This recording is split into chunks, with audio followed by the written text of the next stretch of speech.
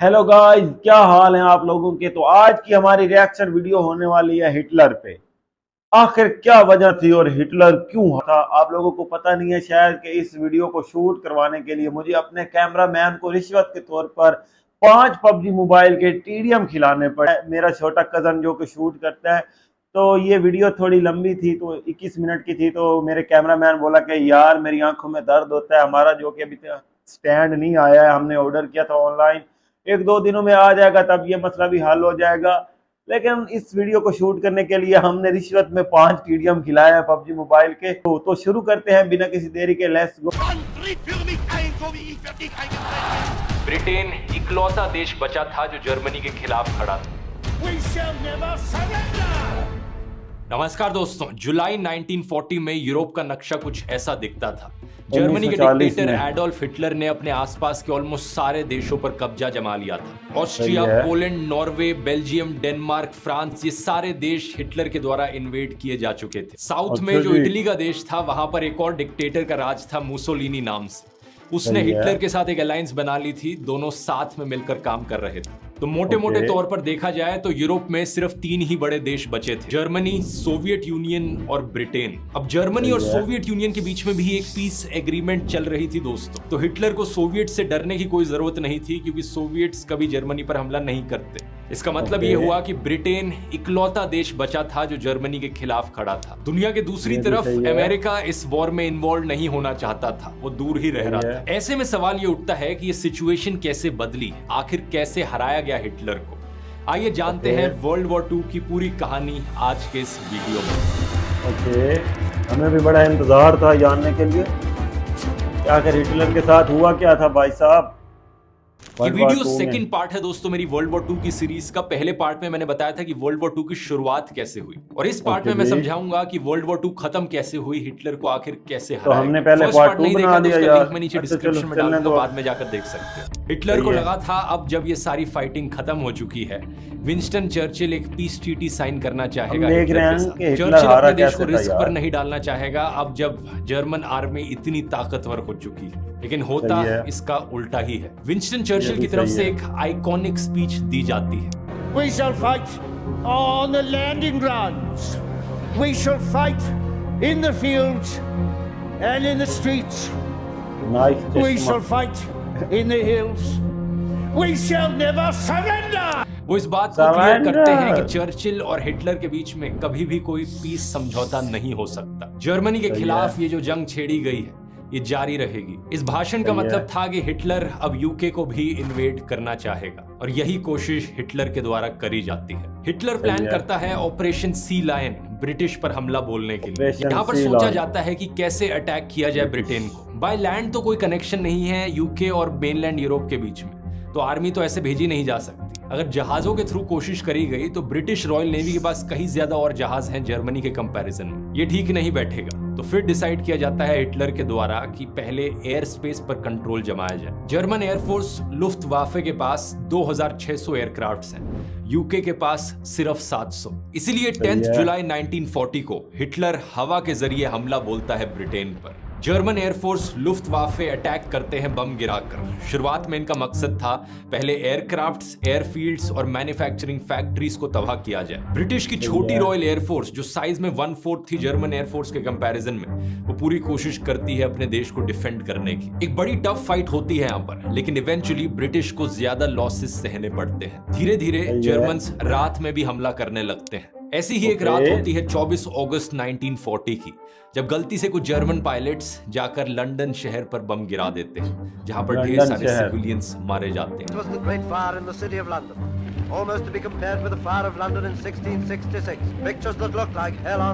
Winston Churchill को लगता है ये कैसी वॉर है, ये सीधा हमारे शहरों पर हमला कर रहे हैं, हम भी यही करेंगे। यूके रिटेलिएट करता है बर्लिन शहर पर बम गिराकर। सही है।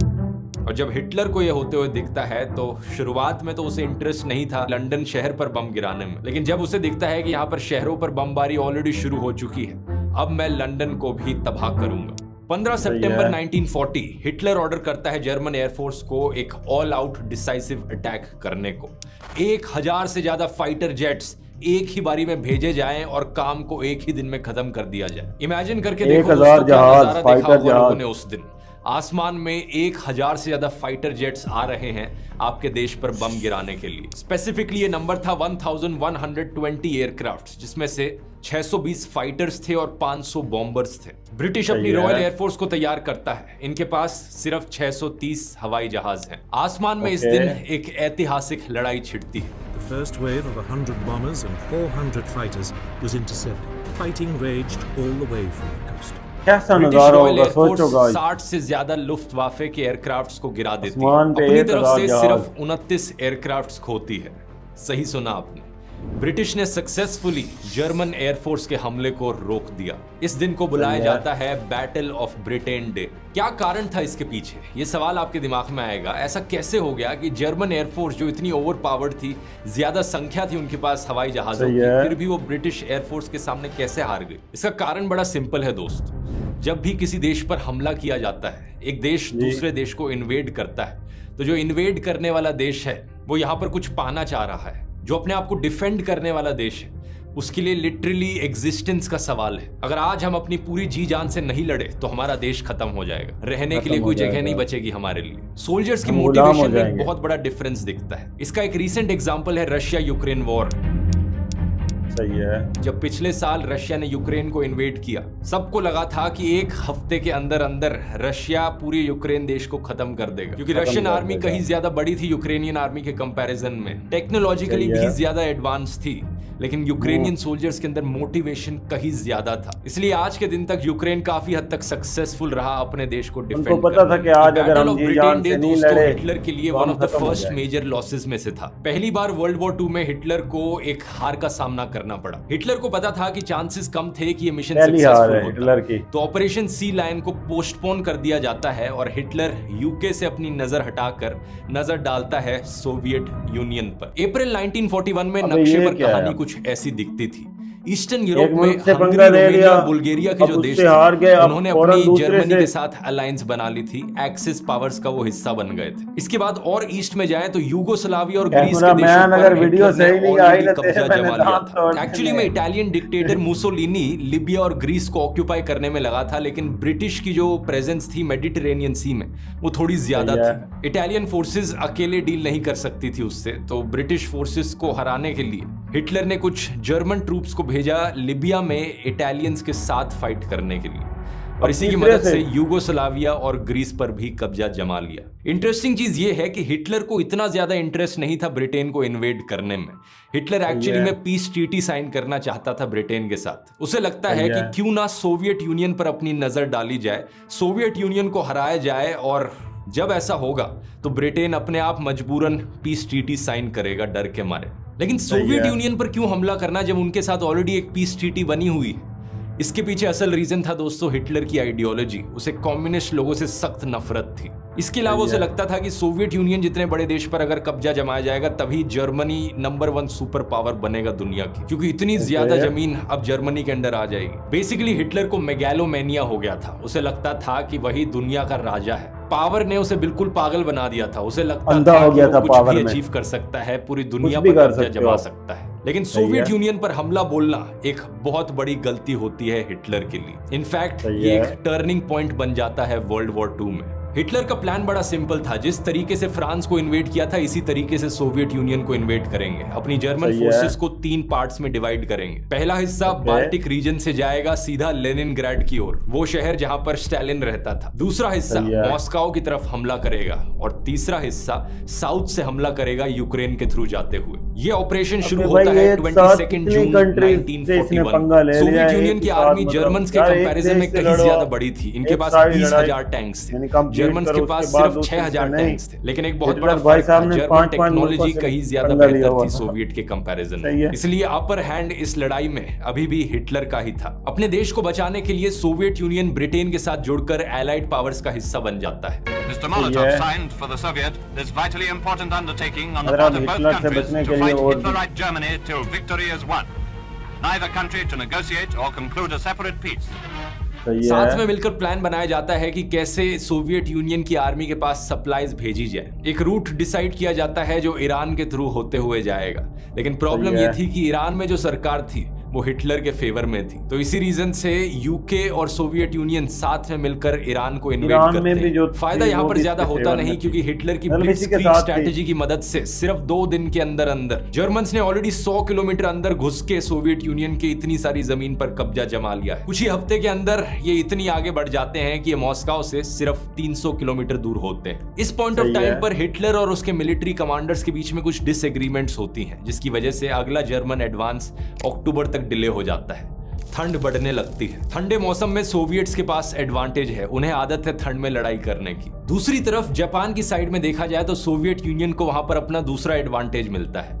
जापान और सोवियट्स ने साथ में एक नॉन एग्रेशन ट्रीटी साइन कर ली थी। इसका मतलब ये था कि जो सोवियत आर्मी के ट्रूप्स ईस्टर्न बॉर्डर पर मौजूद थे, जापान के साथ लड़ाई करने लग रहे थे, अब वो वापस आकर वेस्ट में लड़ सकते हैं जर्मनी के खिलाफ अपने देश को बचाने के लिए। दिसंबर 1941 में एक और ट्विस्ट आता है हमारी कहानी में। अचानक से जापान जाकर यूएसए के पर्ल हार्बर बेस पर हमला कर देता है बिना किसी प्रोवोकेशन। अब बता के थोड़ी हमला करना था यार, बस कर दिया। 2300 से ज्यादा अमेरिकन ट्रूप्स मारे जाते हैं। अमेरिका इस पॉइंट ऑफ टाइम तक वर्ल्ड वॉर 2 में इन्वॉल्व नहीं होना चाह रहा था। यूरोप में अभी तक जो भी हुआ था उसको देखकर अमेरिका ने कहा था कि मेरी प्रॉब्लम नहीं है, अब मैं इसमें इन्वॉल्व नहीं होना चाहता। वर्ल्ड वॉर 1 में बहुत इन्वॉल्व हो गया था मैं, तुम लोग अपना देखो। लेकिन जब ये बॉम्बिंग होती है पर्ल हार्बर की, फिर अमेरिका को लगता है कि अब बस बहुत हुआ। इस पॉइंट ऑफ टाइम पर अमेरिका ऑफिशियली जापान के अगेंस्ट वॉर डिक्लेयर कर देता है और वर्ल्ड वॉर 2 में एंट्री मार लेता है। मतलब बड़े विलन की एंट्री अब हो रही है। A state of war has existed between the United States and the Japanese Empire. America allied forces के साथ अलायंस में जुड़ता है, जिसमें अब यूके, सोवियत यूनियन और चाइना जैसे बड़े देश हैं। यहाँ पर आप सोचोगे कि ये पर्ल हार्बर का हमला एक्चुअली में किया क्यों जाता है। इसके अमेरिका यहाँ पर कुछ महीने का समय लेता है वॉर के लिए प्रिपेयर करने में, एंटर करने से पहले। तब तक अर्ली 1942 में थाईलैंड और कंबोडिया जैसे देशों पर जापान ने ऑलरेडी इन्वेड कर दिया है और अपना कब्जा जमा लिया है। मिड 1942 हिटलर डिसाइड करता है कि सोवियत यूनियन के साउथ पर फोकस किया जाए, जो उनकी सप्लाई चेन आने लग रही है ईरान से, पहले उसे खत्म किया जाए। यहाँ एक खूंखार जंग छिड़ती है स्टालिनग्राड के शहर में। सोवियत यूनियन की आर्मी अपने आप को सक्सेसफुली डिफेंड कर पाती है जर्मन आर्मी के अगेंस्ट। दूसरी तरफ एलाइड फोर्सेस अमेरिका के साथ मिलकर जापानीज टेरिटरीज पर हमला करती हैं साउथ पैसिफिक में। इस लड़ाई को बैटल ऑफ मिडवे कहा जाता है। 4 इंपॉर्टेंट जापानीज एयरक्राफ्ट और सप्लाई कैरियर्स को डिस्ट्रॉय कर दिया जाता है जून 1942 में। In the Battle of Midway, the Japanese carrier fleet, the mightiest in existence, was utterly destroyed. Japan, at the height of her military power, lost not only a major naval engagement, but in a single day doomed the Japanese Empire to ruin and defeat. 1942 के and तक British army successfully Egypt के देश से Italian और German forces को बाहर निकाल फेंकती है। स्टालिनग्राड की लड़ाई बहुत लंबी छिड़ती है। नवंबर 1942 सर्दियों का मौसम फिर से आ गया है। जर्मन आर्मी के लिए फाइट करना बहुत मुश्किल हो रहा है। एक पॉइंट ऑफ टाइम पर स्टालिनग्राड के शहर में जर्मन आर्मी ने ऑलमोस्ट पूरा कब्जा जमा लिया था, लेकिन सोवियट्स आखिर तक लड़ते रहे। बैटल ऑफ स्टालिनग्राड पूरी वर्ल्ड वॉर 2 के दौरान सबसे डेडलीस्ट बैटल थी। फाइनली सोवियत सोल्जर्स सक्सेसफुल रहते हैं। करीब 3 लाख जर्मन ट्रूप्स जो स्टालिनग्राड के अंदर मौजूद हैं, उन्हें घेर लिया जाता है चारों तरफ से सोवियत सोल्जर्स के द्वारा। ये लोग फरवरी 1943 में जाकर सरेंडर करते हैं। The heroic defense of Stalingrad. The Soviet army turning the Nazi 6-month assault into the most ghastly military disaster in German history. Hands held high. The beaten Nazis pour from house after house in abject surrender. ये सबसे बड़ा turning point होता है world war 2 का। कुछ महीने बाद जुलाई 1943 में इटली में रहने वाली आम जनता अपने डिक्टेटर मुसोलिनी को धक्के मारकर बाहर निकालती है। लिटरली इटली में आम लोगों के बीच में एंटी फैसिस्ट मूवमेंट देखने को मिलती है। अपनी हालातों से परेशान आकर सिविलियन लोग अपने डिक्टेटर के खिलाफ जंग लड़ते हैं और मुसोलिनी की हत्या करी जाती है एक गांव में रहने वाले आम इटालियन पार्टिसान के द्वारा। पार्टिसान का मतलब होता है कि सिविलियन लोग जो हथियार उठाते हैं किसी कॉज के लिए फाइट करने के लिए। एक इंटरेस्टिंग फैक्ट यहाँ पर, बेला चाओ जो फेमस सॉन्ग है आज के दिन, आपने मनी हाइस्ट सीरीज में सुना होगा उसे, इस गाने का ओरिजिन यही इटली में होता है इस समय पर। अगर आपने कभी नोटिस किया हो, गाने में एक नई सरकार बनती है और ये नई सरकार एलाइड फोर्सेस के साथ लड़ाई बंद करने का डिसीजन लेती है। धीरे धीरे एलाइड देशों में कॉन्फिडेंस बढ़ रहा था कि वो एक्चुअली में हिटलर को हरा सकते हैं। नवंबर 1943 में स्टालिन, रूजवेल्ट और चर्चिल तीनों तेहरान में मिलते हैं डिस्कस करने के लिए कि वर्ल्ड वॉर 2 को खत्म कैसे किया जाए। 6 जून 1944 एक और ऐतिहासिक दिन जिसे डी डे कहा जाता है।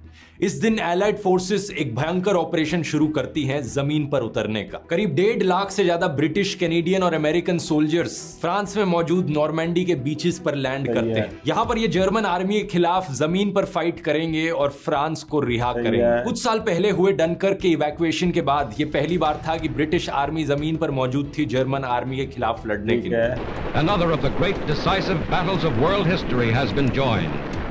This is the day for which free people long have waited. This is D-Day.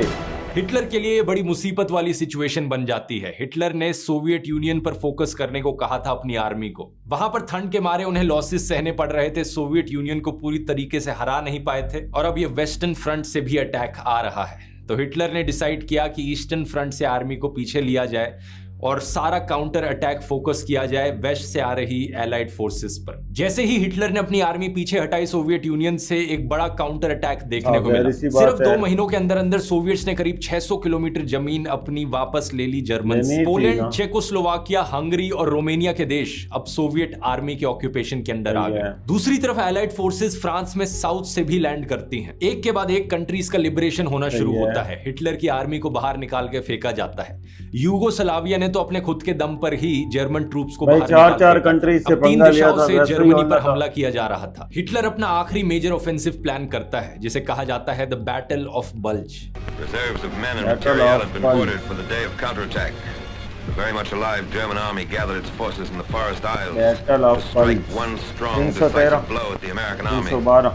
आर्डेनेस के फॉरेस्ट रीजन में इसका मकसद था कि जर्मन आर्मी जाकर एलाइड फोर्सेस को पीछे निकाले। जर्मनी के अंदर फॉर्मली इन्वेड करने से पहले एलाइड फोर्सेस जबरदस्त एरियल बॉम्बिंग्स करती हैं जर्मन शहरों पर। The aerial phase of the West Front offensive mounts to full fury in one single day of colossal attack.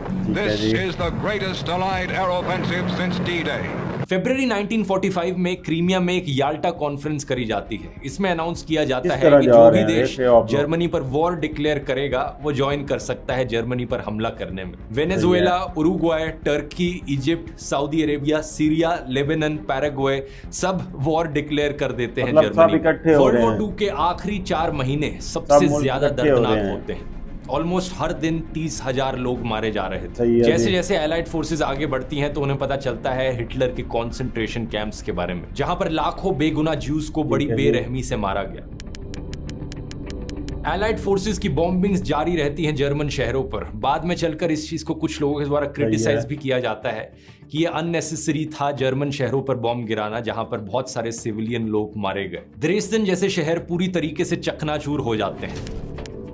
कहा जाता है कि ग्राउंड पर जाकर जब वैसे ही हिटलर को खत्म किया जा सकता था तो ये करने की क्या जरूरत थी। इस पॉइंट ऑफ टाइम तक बड़ा क्लियर हो चुका था कि हिटलर यहां पर हारने वाला है। फाइनली जाकर मई 1945 में बर्लिन शहर को सराउंड कर लिया जाता है सोवियत आर्मी के द्वारा। इससे ठीक 2 दिन पहले 30 अप्रैल 1945 को हिटलर खुदकुशी कर लेता है। 8 मई 1945 को जर्मनी फॉर्मली सरेंडर करता है।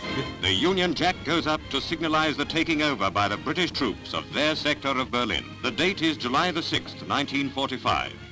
A date that history books will remember. जो जर्मन टेरिटरीज थी उन्हें डिवाइड कर दिया जाता है। ईस्ट जर्मनी और वेस्ट जर्मनी की फॉर्मेशन होती है। एक नए पोलैंड देश की क्रिएशन होती है ईस्ट जर्मनी के एक बड़े हिस्से से, और बहुत से देशों के बॉर्डर्स दोबारा से ड्रॉ किए जाते हैं। आज के दिन जो यूरोप का नक्शा आप देखते हो, ये जैसा दिखता है ये वर्ल्ड वॉर 2 की वजह से दिखता है। इससे पहले जो नक्शा था वो कुछ और ही होता था बिल्कुल। जर्मनी में जब नई सरकार बनती है तो वो फ्रांस के साथ हाथ मिलाती है। सदियों पुरानी दुश्मनी इन दोनों देशों के बीच में जो चलती आ रही थी उसका फाइनली द एंड होता है। शुरुआत में इन दोनों देशों के बीच में कोऑपरेशन बढ़ाने के लिए एक European coal and steel committee बनाई जाती है ताकि तो गाइज कैसी लगी आपको हिटलर की स्टोरी? तो हिटलर ने एक साथ 10-10 कंट्रीज से पंगा लिया हुआ था, तो उसका अंजाम यही होना था, और हिटलर ने काफी ज्यादा बेकसूर लोग मारे थे। फिलहाल आपको कैसी लगी ये वीडियो कमेंट बॉक्स में लाजमी बताना, और लाइक सब्सक्राइब करना तो बिल्कुल ही नहीं भूलना। तो मिलते हैं अपनी नेक्स्ट वीडियो में, बाय बाय।